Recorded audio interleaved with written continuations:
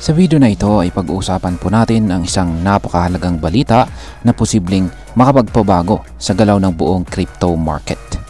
At ito po ay tungkol sa bansang China, kung saan ay tinanggal po nila ang 125% tariff o buwis sa ethane na nanggagaling po sa bansang Amerika. O tama po ang narinig ninyo. At ang tanong ngayon, magiging dahilan ba ito ng panibagong rally o pagtaas ng presyo dito sa mundo ng crypto? At maliban po dyan, ay atin na rin pong aalamin kung ano po ang posibleng maging epekto nito para sa atin bilang mga Pinoy crypto enthusiast. Kaya, ayan, bago po tayo magpatuloy, ay pakibasa na lamang po muna ang disclaimer dito sa ibaba ng ating screen. Ngayon ay simulan po natin sa kung ano po ba ang ethane at bakit po ito mahalaga sa bansang China. Ayan, ang ethane ay isa po itong uri ng natural gas liquid na ginagamit sa paggawa ng ethylene. Ang ethylene naman ay isang napakahalagang raw material sa paggawa ng plastic at iba pang mga produktong petrochemical. Malaking bahagi ng industriyang pang-manufacturing ng China ang umaasa po sa ethylene. Kaya napakahalaga ng ethane para sa kanila. Sa loob ng ilang taon, mataas po na buwis dito sa bansang China. Yan ang mga ethane na galing po sa Amerika. Yan, may mataas na tax ang ethane yan, na galing sa Amerika papunta sa China. Kaya itinaas po nila ito ng hanggang 125% bilang bahagi ng trade war o digmaan sa kalakalan sa pagitan po ng China at saka ang Amerika. Pero ngayon ay tinanggal na po nila ito. Ibig sabihin ay mas mura nang makakabili ang China ng ethane mula sa Amerika. At mas magiging aktibo ang trading or kalakalan ng dalawang bansa. Ayan, ngayon is bakit po ito isang bullish sign? Ayan, bakit magandang sinyalis ito para sa market ng crypto? Ayan, marami po siguro sa atin ang napapaisip. Ayan, natural gas naman yan. Ano ang kinalaman yan sa crypto? Kaya yan, simple lang po paliwanag dito. Kapag may trade war ang dalawang malalaking bansa tulad po ng China at saka US, naapektuhan po ang global markets. Nagiging mas takot ang mga investors. Mas nagiging defensive po sila. At minsan ay ibinabagsak po nila ang presyo ng mga high-risk assets gaya ng cryptocurrencies.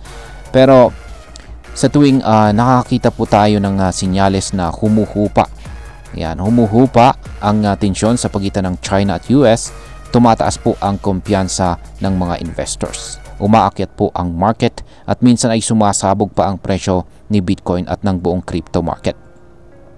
Kaya ito ang eksaktong nangyari nitong mga nakaraan.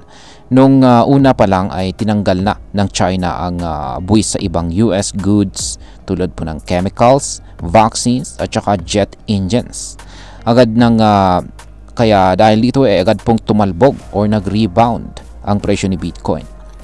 Tapos sumunod din sina Ethereum, Solana at saka XRP. Ngayon ay pati naman ang ethane ay wala na pong buwis. Kaya malaki po ang posibilidad na umakyat po ulit ang presyo ng mga cryptocurrencies.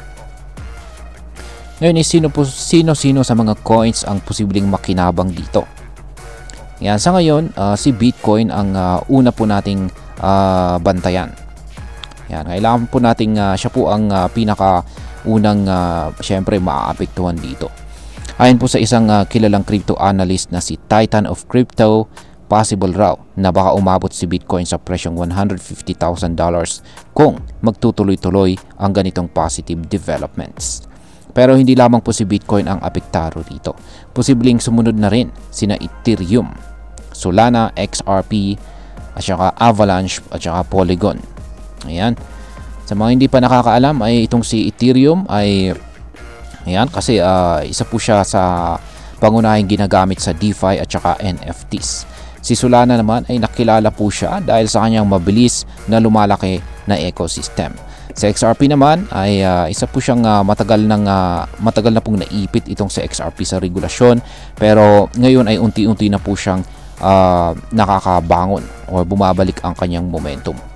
Yan, yung iba pang mga altcoins natin ay sina Avalanche, Polygons, kung saan ay meron din po silang mga malalakas na use cases.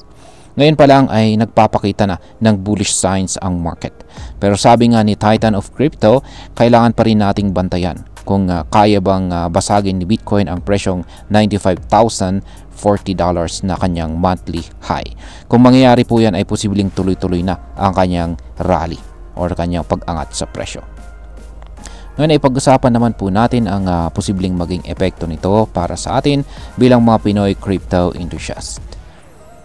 Yan, una ay kapag naging bullish po ang market, mas maraming oportunidad na tayo ay kumita. Sa spot market man o sa futures trading, mas mataas po ang chance natin na makapasok sa mga tamang entry points. Pangalawa, ang pagtaas naman po ng kumpiyansa sa global markets ay maaari pong makaapekto rin sa lokal na ekonomiya. Kapag positibo po ang global sentiments, mas maraming kapital ang pumapasok sa developing countries tulad po ng Pilipinas.